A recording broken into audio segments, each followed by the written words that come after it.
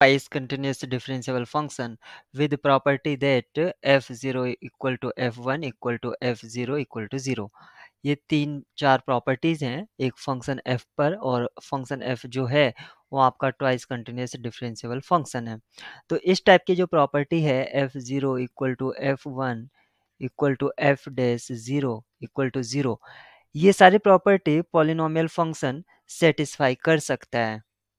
तो हम एक ट्वाइस डिफरेंशिएबल पॉलिनोमियल कंसीडर कर लेते हैं, यानी कि px कंसीडर कर लेते हैं, या px की जगह हम उसको fx लिख लेते हैं। ये क्योंकि 1 और 0 पर 0 है, तो यहाँ पर हमने देखा कि 1 और 0 इसके रूट होने चाहिए, तो x माइनस 1, तो ये हमारा फंक्शन हो गया है इसका 1 और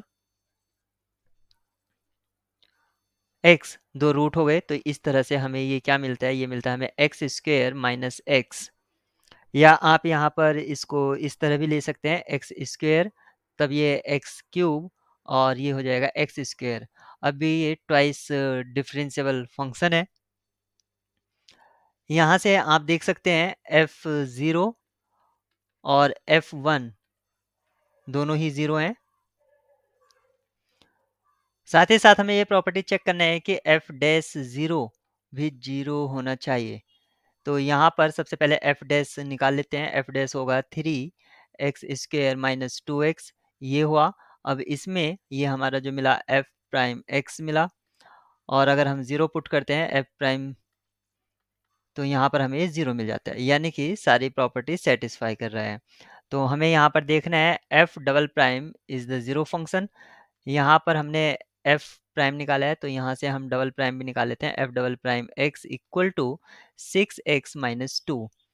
तो यहाँ पर 0 फंक्शन नहीं है, यानी कि ऑप्शन फर्स्ट आपका डिस्कार्ड हो जाता है।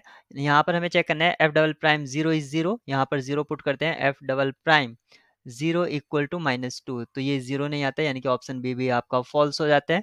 फिर आपसे कहा गया है f double prime x equal to 0 for some x is coming from open interval 0 1, और लास्ट ऑप्शन डी में कहा गया है f डबल प्राइम नेवर 0।